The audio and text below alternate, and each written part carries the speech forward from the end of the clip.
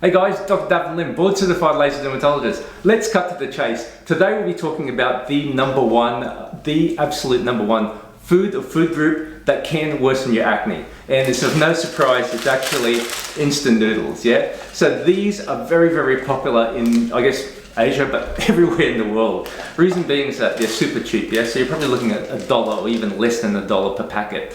And it's a very, I guess, filling way of getting cheap and filling nutrition, but it does havoc for your skin. The reason being is that when you look at the age group of acne, usually in the teens to, I guess, young adults, yeah, that's when you're more prone to having outbreaks, blackheads, cysts, even hormonal acne.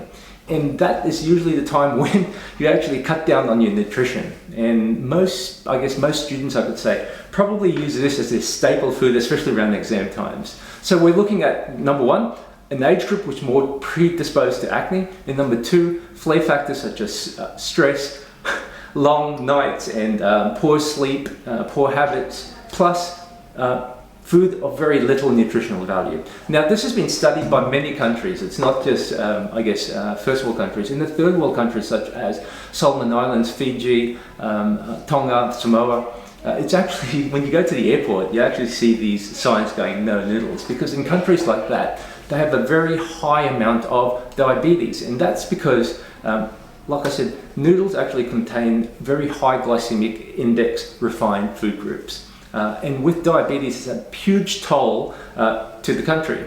But along with diabetes, I see a lot of, I guess, teenagers, especially in those islands where acne didn't used to exist 20, 30 years ago. And now with the influx of cheap foods, unfortunately, there's a huge spike in acne, together with horrendous acne scarring.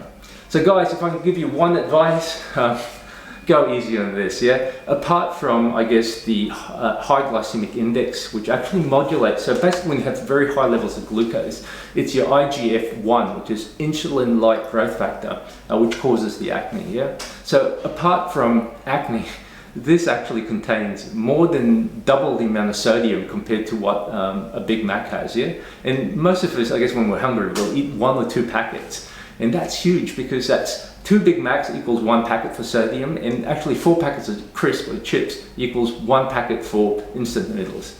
So guys, if you want to recap on, I guess, the acne diet and how to actually eat sensibly, it's not hard. I've put it in the link below. Basically, it's this, a balanced eating, balanced lifestyle. In fact, even 15 years ago, many dermatologists, when you ask them 15 years ago whether food is related to acne, would basically say no. But I guess in the last 10 years, our whole world has changed, and actually nowadays we understand the value of better nutrition, especially when it comes to skin. So I guess one of the first articles was, I think, nearly 12 years ago in the JAD, yeah? We call it the Blue Journal, which is the Journal of American Academy of Dermatology. And they publish basically how there's a correlation between acne severity together with dairy products, things like milk and yogurt and things like that, and cheese, yeah? Those 3 main food groups. Since then, we've had many, many studies replicated throughout the world, including places like Singapore, together with even in Australia, yeah? And basically, if you eat healthy, which means if you have high fiber, which means it's low glycemic index, that's better, yeah? And even when it comes to things like processed foods, yeah? So basically you don't want it to be processed. Each time they go through the milling process and the sugars get simpler, means a worse outcome for your skin.